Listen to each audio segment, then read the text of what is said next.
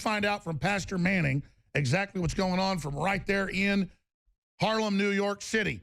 So, Pastor Manning, first off, I really like that purple shirt. That's sharp.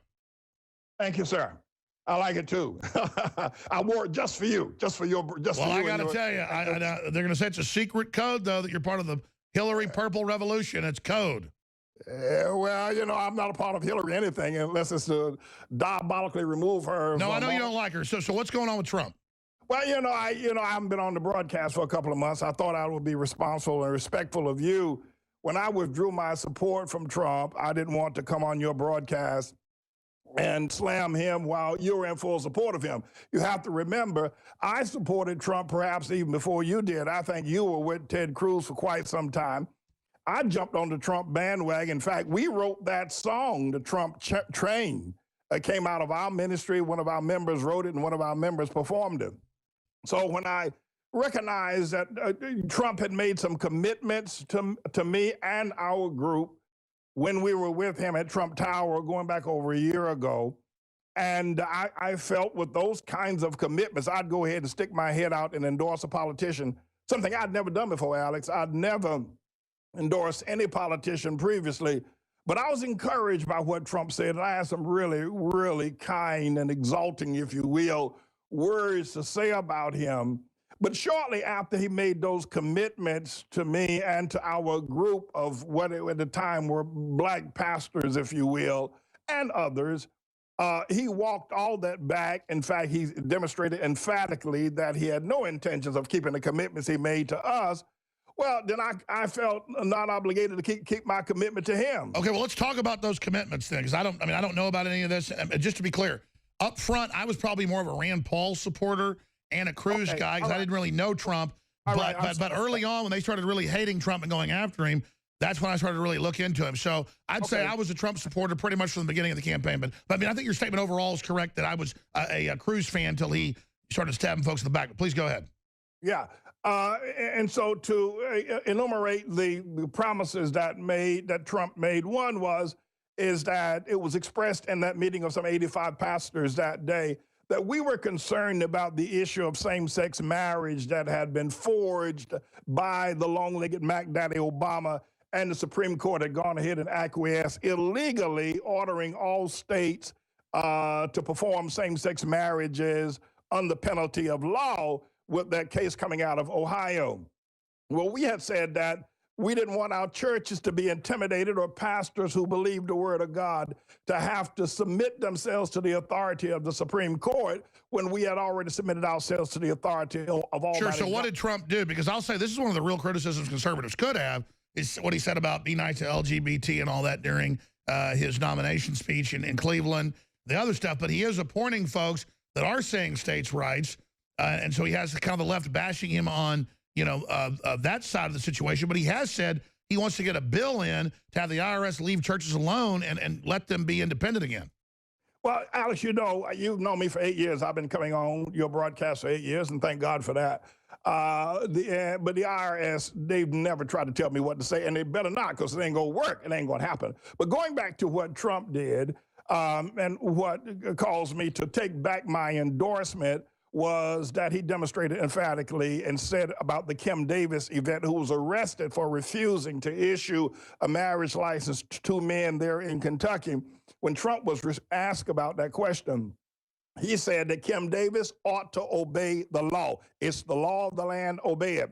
When Bruce Jenner was at his building, he was asked by a reporter, would Bruce Jenner be allowed to use any bathroom within his facility, male or female? He said Bruce Jenner could use any bathroom he wanted. I'm a pastor of a church. We have a school. We got little girls. We got women. My wife and mothers go into bathroom. I just don't want a man going in the bathroom. Sure. The left is calling for urinals to be put in women's bathrooms. They want to end the gender roles, scramble us all together. They make it like we hate somebody we don't. No. I mean, I get it. Listen, I always told leftists this.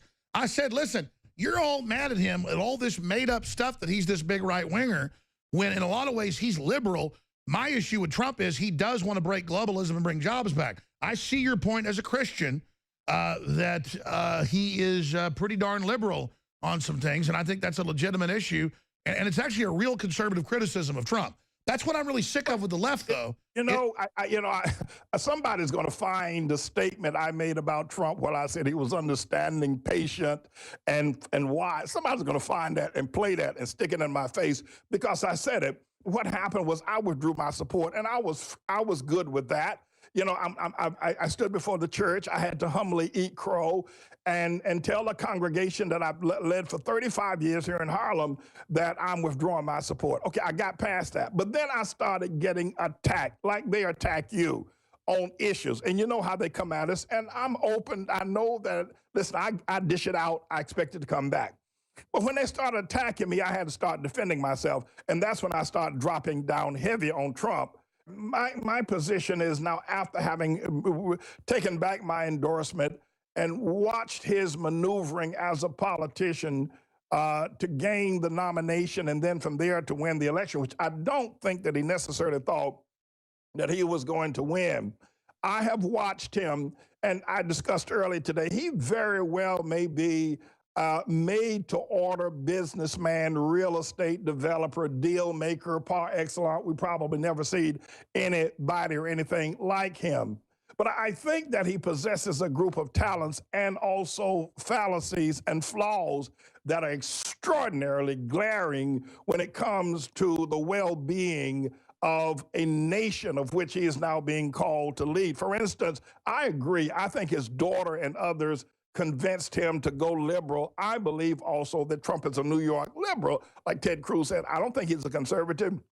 I don't think he has a conservative bone, but I think in his body, but I think that he has some potentials and some flaws that are deadly with respect to a nation and also to the people that gave their lives in support of him. People have viciously attacked me when I withdrew my endorsement or when I pointed up some things that I thought. No, that's not right. I mean, here's the deal. We can't just and I can't let people attack me without attacking back. It ain't gonna happen. I got to defend my position. Well, listen, I'm not in some cult. I mean, look, if Trump doesn't deliver on massive jobs and good Supreme Court appointments, that's my litmus test. I'm going to go Tasmanian devil politically as well. But I'm going to see if he delivers.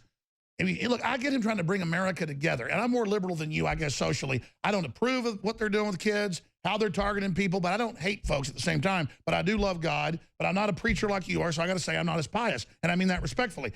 But I mean, look, he's not Hillary Clinton. If he just delivers an anti-globalist message, and that shuts down their program right there.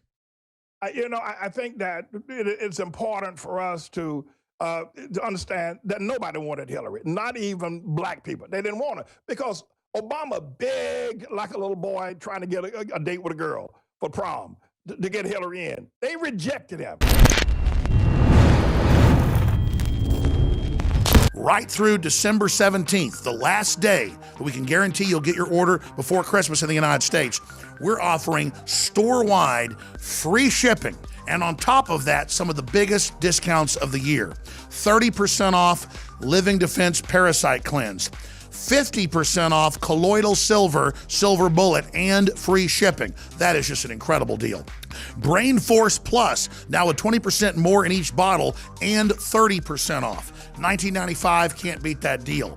Winter Sun, Vitamin D3, 25% off. Survival Shield, X2, Nascent Iodine, again, an amazing 30% off. BioTrue Selenium, 30% off, and that's just some of the specials. Check them out today at InfoWarsStore.com or InfoWarsLife.com or call toll-free. The great crew will answer your questions, tell you about some of the other specials, and take your order if you'd like. 888-253-3139.